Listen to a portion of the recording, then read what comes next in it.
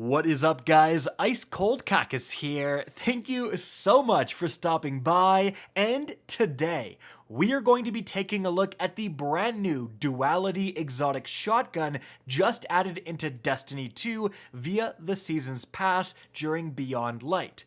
Now, there's been some hype around this weapon, but in this video, we're not going to take it into a couple Crucible games or shoot some ads and calculate some DPS, so we're doing a real test. The entire fire team is using this weapon, and we're running it through the largest raid in Destiny 2's history with The Last Wish. How does this new exotic perform in a real endgame environment? And so, let's get started. First things first, let's take a look at the properties of this weapon. The intrinsic perk is Compression Chamber. Fires a pellet spread in hipfire or a single high damage slug while aiming. It also has another unique perk here with On Black Wings. Pellet final blows grant a stacking precision damage and reload speed buff. Precision hits with slug extend the duration. Okay, so that on its surface sounds pretty good for damage output. Well, let's test it out in the first encounter here against Kalli. So initially you are defending your plate against ads. Obviously this shotgun can kill a thrall pretty easily, but the ammo capacity is a little bit limited, so we were definitely conserving our ammo for the damage phase. Moving to that damage phase, one of the biggest problems that becomes apparent right away is the fact that the On Black Wings perk goes away after a certain amount of time. So you stack it up 1 or 2 times on some thrall, very easy to do, but then by the time you get into position against the boss, it's gone. Not only that, but you only have 6 rounds in a magazine. So if you're getting the stack to ×2, you're then down to only 4 rounds before you have to reload, and when you reload, the buff runs out. So even if you do have perfect positioning, you only get a maximum of 5 rounds initially with increased damage, and then you're just back to normal damage. So that's why you definitely need to be careful of pure DPS calculations versus practical in-game scenarios. Often they're a little bit different. With all of that being said, it's still a slug shotgun, and it's a slug shotgun that, although it's not as good as it would seem, can get some extra damage. Slug shotguns got a massive buff last season, and this is really benefiting from that, and therefore, even without the whole buff situation working, we were able to one-phase Kalli. And therefore, I'm going to give it a 7.5 out of 10. Definitely a good weapon, just not as good as it would seem when you read it.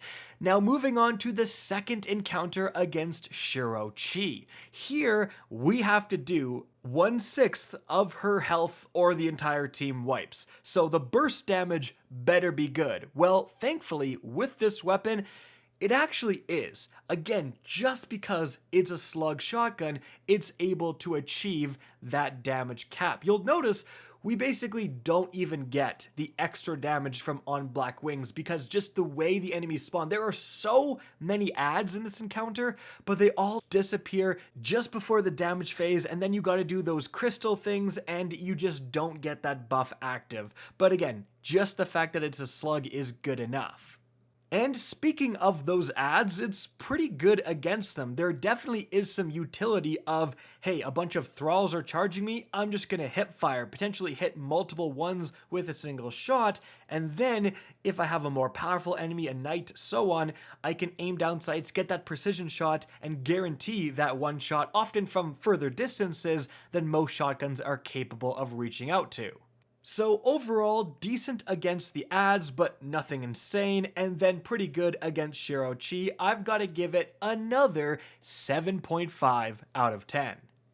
Now moving on from there, we have Morgeth, and you know we going for that one phase. Now, initially, you have a bunch of ads that spawn, and this weapon is pretty decent at taking out those Eyes of Rivens and the other yellow bars. In fact, it does do solar damage, which matches the shields of the Eyes of Riven, so that's actually pretty beneficial. And against the normal Scions, it's totally fine. So against the ads, pretty darn good. But what about against Morgeth? Now here's the thing. We kind of had to be saved with a teammate using specifically a Well of Radiance with the Lunafaction boots to extend our range. Otherwise, this thing does like no damage against Morgeth's back. It's just a little bit too far away. But thankfully, we did have that well, and therefore we were able to get a pretty easy one phase. Without it, it would pretty much be either impossible or a lot closer.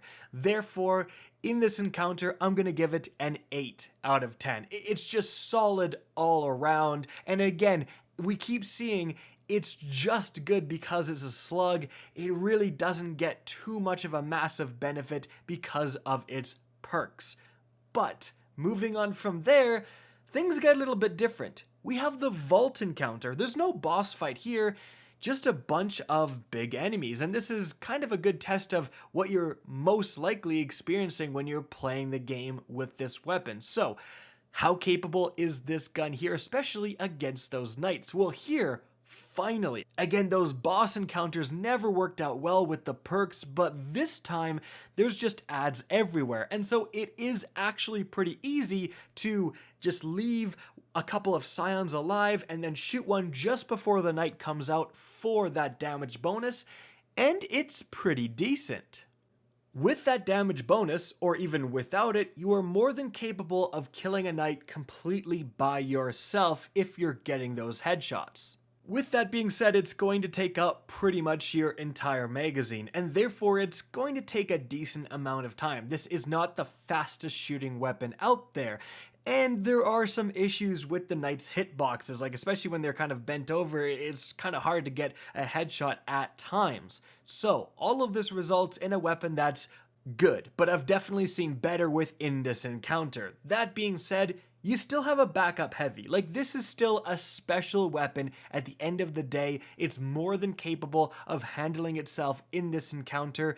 And if you're really scared of running out of ammo or, missing a few headshots, something goes wrong, you have a backup sword if you want, or a backup grenade launcher, rocket launcher, something to finish those guys off super fast. So in this encounter, I was pretty impressed by it. It finally gets to use its perks properly in here, so I've got to give it another 8 out of 10. Definitely above average. But moving on from there, we have the big daddy of damage phases against Riven. And we go for that cheese. Let's see how much damage this weapon can do in a short period of time. Again, we're using that Lunafaction well, and you're actually going to see the first few shots the well isn't quite up, and they do like no damage. So you absolutely need that range extension, otherwise this would be like a 1 out of 10. But as you can see, even with that range extension, it's not doing that much damage. We even left ads around so we could get that boost in precision damage, and we did more damage than normal, and it still wasn't near enough. We're ending at, approximately reaching 200,000 damage. Like, this is pretty pitiful damage. And therefore, against Riven, this just ain't it, Chief. 4 out of 10. But moving on from there, we have the final encounter, the Queen's Walk.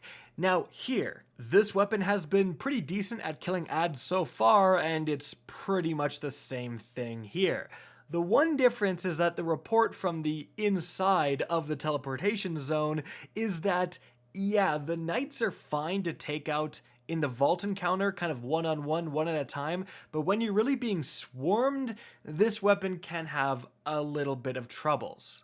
Especially because, as I said earlier, it takes so long to take down an enemy because it shoots pretty slowly. So you're working at a knight slowly, and the thralls are coming up behind you, and it doesn't work out as well as the vault encounter where there isn't as many ads. With that being said, still a very capable weapon, and here I'm going to give it a 7 out of 10. So, how did this weapon do overall within the raid? Well, I think that it's certainly an above average weapon, capable of one-phasing really all the bosses except for Riven, and that definitely deserves praise. Do I think that this is completely meta-changing? No. Have I seen much better performing special weapons? Yes. The catalyst bumps the magazine to 8, but as long as that perk keeps going away after like 10 seconds, I don't think it's going to be a significant improvement in its performance. And therefore, I'm going to give this weapon a 7.5 out of 10, with the one caveat being the Riven encounter. It was still a totally fine weapon to run. Guys, that's it for the video. I hope you enjoyed, found this informative, and if you did, please remember to help me out by simply rating and especially sharing this video. If you guys want to see more Destiny 2 content similar to this, don't be afraid to slap that subscribe button. If you want to get in touch with me and keep up to date with the latest channel activity, the best way is to follow me on Twitter at RickCacus. That's linked in the description down below. Again, I hope you enjoyed the video, and as always, have a good day.